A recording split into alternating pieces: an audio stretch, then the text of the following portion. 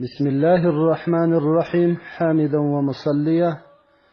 زما د ایمان او د عقیدې ورونو غواړم چې د نر د لمانځه طریقه او همدارنګه د ښځې د لمانځه طریقه تاسو ته ذکر کړم. الله دې وکړي چې ستاسو د پوهاوي سبب وګرځي او بیا دې الله موږ تاسو ټولو ته د عمل کولو توفیق راکړي چې په همدغه شکل باندې بیا لمونځ کوو. محترمو، کله چې تاسو اراده وکړئ که نر وي که ښځه د لمانځه کولو، نو اوله فلا به تاسو نیت وکړئ. نیت د زړه و قصد ته وایي، که مې په ژبه باندې ورسره ملګری کړي نو ډېر ښه. نو نیت خو به داسې وکړئ چې نیت کوم زړه د اخلاص لمونځ کوم 2 رکعاته فرض د سهار په دې حاضر وخت خاص خدای تعالی را مخ مې دی پر لوري د کعبې شریفې. دا مې نو چې وویل باره به نو بیا لاس پورته کړي. لاس به نارینه در دغه بټه ګوته د بټې ګوتې سر دا به د غوږو د نرمۍ سره مښلوي، او زنانه چې ده هغه به بیا خپل د لاسو ګوتې چې دي هغه د اوږو سره برابروي. دغه فرق شته د نر او د ښځې په دغه ځای کې، چې ښځه به خپل لاسونه چې دي هغه به در اوږو پورې پورته کوي، او نر چې دی هغه به خپل لاسونه در غوږو پورې پورته کوي. او دا یوه خبره په ذهن کې ونیسئ چې نیت مخکې وتړئ بیا نو لاسونه پورته کوي. داسې مه کوئ چې لاسونه مې غوږو ته نیولي وي یا زنانې د اوږو سره لاسونه نیولي نیت تړي په دا وخت کې، بلکې نیت چې تړئ نیت مخکې وتړئ بیا لاسونه به مو دغسې ایلی. بیا نو چې کله تکبیر وایاست د تکبیر څخه لږ ګړی مخکې لاسونه پورته کوئ. د لاسو مخان د لاسو مخ به مې د کعبې شریفې وخواته سیده وي، که زنانه وي که نارینه وي.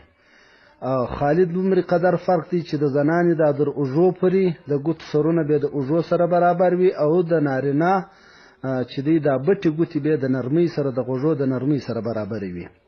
په دغه شکل باندې به لاسونه پورته کړي. بیا به نو ووایاست الله اکبر. الله اکبر چې مې ووایي بیا به نو راولاړ سي نارینه نر، هغه به رسته لاس پر چپه لاس در نامه لاندې کښېږدي، چې دا زموږ د احنافو مذهب دی. په لحاظه سنت طریقه زموږ په مذهب کې دا ده چې رسته لاس پر چپه لاس سربیره او هغه هم در نامه لاندې. او زنانه به بیا خپل لاسونه پر سینه باندې کښېږدوي، ځکه چې دا د دې دپاره استر دی ښه ترا پټېدونکی دی. دغه طریقه چې دا پر خپله سینه باندې لاسونه ایږدي، لاسونه تړي، هغه به پر سینه باندې لاس وتړي، دا د دې دپاره سترناکه دی. او نر چې دی هغه به رسته لاس پر چپه لاس سربیره در نامه لاندې ونیسي. طریقه یې دا ده چې دا 3 ګوتې به پر مړوند باندې سربیره وي، او په دا 2 ګوتو چې یوه کوچنۍ ګوته ده یوه بټه ګوته ده په دې به دی حلقه وکړي.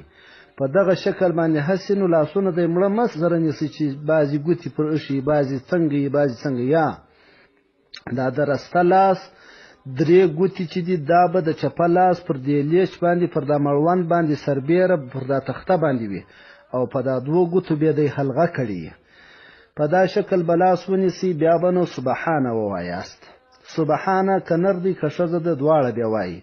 سبحانه دا رنګه ده: سبحانك اللهم وبحمدك وتبارك اسمك وتعالى جدك ولا اله غيرك. دا رنګه به سبحانه ووایاست. د دې څخه وروسته بیا اعوذ بالله من الشیطان الرجیم دا به ووایاست، او د دې څخه وروسته به بسم الله الرحمن الرحیم. دا بحث دا ترتیب د لمانځه چې دی دا فتاوا عالمگیری کې اول جلد صفحه 83 شروع څه بیا نو ښه ډېره پورې. بسم الله چې مې وویله بیا به نو الحمدلله ووایاست، او الحمدلله چې مې وویله بیا به نو صورت ورسره ملګری کړي. اوس نو دغه د الحمدلله او د صورت د ویلو په وخت کې که زنانه ده او که نر دی دواړه، په دا وخت کې به دوی څه سوچ وهي او کم ځای ته به ګوري. په دا وخت کې به سوچ کوي چې د دغه مځکې څخه پیدا یم، دا د سجدې وځای ته به په ولاړه کې ګوري، که نر وي که ښځه د سجدې وځای ته به ګوري او به دا سوچ کوي چې د دغه مځکې څخه پیدا سوی یم، الله د دغه مځکې څخه پیدا کړم او بېرته به دغه مځکې ته ورځم. دا سوچ به کوي. نور سوچونه د دنیا د دکاندارۍ د کاروبار دا سوچونه به نه وي. د دې څخه چې فارغه شوې صورت دې ووایي اوس به نو الله اکبر کې چې الله اکبر دې کوي، بیا به رکوع ته ولاړ شي. نو په رکوع کې چې دی هغه په دغه شکل باندې به رکوع کوي چې دغه لاسونه به هغه چې دی پر زنګنو باندې ټینګ نیسي او په دې وخت کې به دغه سر اوږې او د کوناټو سرونه دا به بالکل سره برابر وي. دا خپله شا به داسې تخته راولي لکه تخته چې وغوړی، دغسې به کوي. داسې به نه کوي چې یا سر لوړ وي یا اوږې لوړې وي یا د کوناټو سرونه لوړي، بلکې زموږ کتابونه زموږ فقه دا ټوله وایي په دین کې شرم نسته. ګوره داسې په دغسې تورو باندې وایي فتاوا عالمګیري، ولا ينكس رأسه ولا يرفع، يعني يستوي رأسه بعجزه كذا في الخلاصة. وإن به سر ټیټوي نه به پورته کوي، بلکې برابروي به سر د اوږو سره او د کوناټو سره. او دغه رقم مکروه دی زنګنونه کټول، دا مکروه دی په لمانځه کې دا زنګنونه دی کټ وي، دا رقم په بعضې نه دا زنګنونه دی کاږي په رکوع کې، دا مکروه دی، دا رقم به نه کوي. او ښځه به دی لږ کږوالی ورکوي و زنګنو ته، دی لږ کږوالی به ورکوي او نه به دا ښځه ډېر تکیه کوي او نه به دا ښځه ګوتې غوړوي په دا رکوع کې، بلکې لاسونه به سره راضمي او دغه خپل لیچونه به د بغلانو سره مښتي وي او دارنګه داسې وله ټوله رکوع به کوي. دغه لاسونه به د بغلانو سره مښتي وي او ځان به داسې څه پر ټیټ کړي، څه انحناء، څه کښتوالی به په رکوع کې کوي. او نر چې دی هغه به داسې سیده رکوع کوي چې بالکل داسې لکه قوس دا رقم، لکه واو دا رقم راسي چې سر او اوږې ټول سره برابر سیده. ښځه به دی لږ کږوالی کوي د دې دپاره چې دا د دې دپاره استر دی، ښه سترناکه دی په دا طریقه باندې. چې کله مې رکوع وکړله په رکوع کې به 3 واره دغه تسبیح ووایاست که درته اسانه و، سبحان ربي العظیم، سبحان ربي العظیم، سبحان ربي العظیم. که مې دا نسو ویلی بیا 3 واره سبحان ربي الکریم ووایاست. دا چې مې وکړه بیا به د رکوع څخه راپورته سي په سمع الله لمن حمیده سره. دی به نه کوي چې ای سر راپورته کړي دستي سجدې ته یا داسې تورې وایي و اذا استوى قائما، چې کله برابر سو سیده ودرېدی بیا به نو وایي چې ربنا لك الحمد، چې ښه سیده ودرېدی برابر ربنا لك الحمد ووایه. دا وایي ګوره وایي دا صحیح ده، وهو صحیح او دغه صحیح طریقه ده. چې کله سیده سوه هډونه مې ټول آرام سوه په ولاړې باندې جګ ولاړ واست، د دې څه وروسته به نو بیا تکبیر ووایاست.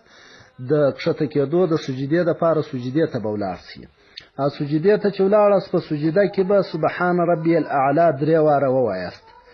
په سجده کې د نر او د ښځې دا فرق دی چې ښځه به په سجده کې تورک کوي، پښې به و رسته طرف ته باسي او نس به په ورنو پورې مښتی وي او لیچونه به د بغلانو سره مښتی وي، بالکل به دغسې سره راټوله سجده زنانه کوي. او نر چې دی نر به داسې سجده کوي چې پښې به جګې وي، د پښو د ګوتو سرونه به د قبلې و طرف ته وي او دواړه پښې به سیده نیولي په سجده کې او نس به د ورنو څخه لرې وي، لاسونه به د بغلانو څخه لرې وي او دغه څنګلې به پر مځکه باندې نه وي اشنې پرتې، د ښځې دا خو به پرتې د نر دا به لوړي، که نارینه پر مځکه باندې دا څنګلې لګولې دا مکروه دی، داسې به نه کوي. په دغه شکل باندې دغه فرق په سجده کې د نر او د ښځې سته. ځکه ښځه چې هر څومره سره راچسپېږي هر څومره ځان سره ټولولی شي هغه د دې دپاره استر دی سترناکه دی نو چې د الله په عبادت کې لا ښځه په دې ستر باندې ماموره ده تاسو سوچ وکړئ چې په بازار او په دکان کې به نو نه یې ماموره په بازار په دکان کې به نو دا په لس مخ ګرځي او دا به ازاده ګرځي یا الله دې زموږ زنانو ته توفیق ورکړي چې په ازاده فضا کې ونه ګرځي بیا به د سجدې څخه سر راپورته کې الله اکبر به ووایي چې سم کښېناستئ که نر وي که ښځه چې سم کښېناستئ د اتحیات پر شکل چې آرام شو هډونه آرام شو دې ته جلسه وایي دا واجب ده په لمانځه کې بیا به نو دومې سجدې ته ولاړ شي دی به نه کوي لکه پیغمبر علیه السلام وایي لکه چرګ چې مشوکه وي سر راپورته که بیا ته سر کښته که کوشش وکړئ محترمو مسلمانانو دا لمونځ صحي کوئ په دې کې به داسې یو 2 منټه او 3 منټه فرق سره راځي ډېر فرق نه راځي بیا چې راکښېناستئ د سجدې څخه دا نارینه خو به چپه پښه وغوړئ پر هغه باندې به کښېني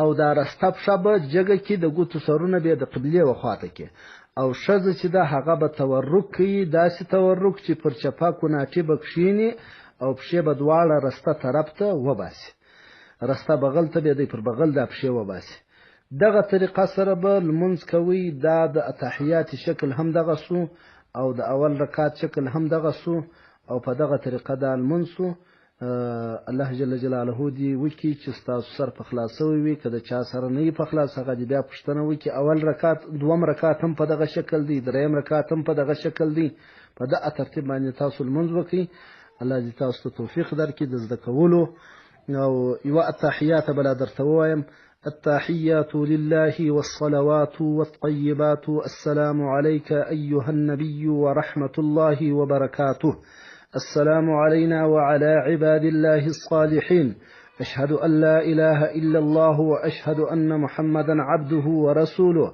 اللهم صل على محمد وعلى آل محمد كما صليت على إبراهيم وعلى آل إبراهيم إنك حميد مجيد اللهم بارك على محمد وعلى آل محمد كما باركت على إبراهيم وعلى آل إبراهيم إنك حميد مجيد اللهم ربنا آتنا في الدنيا حسنة وفي الآخرة حسنة وقنا عذاب النار السلام عليكم ورحمة الله السلام عليكم ورحمة الله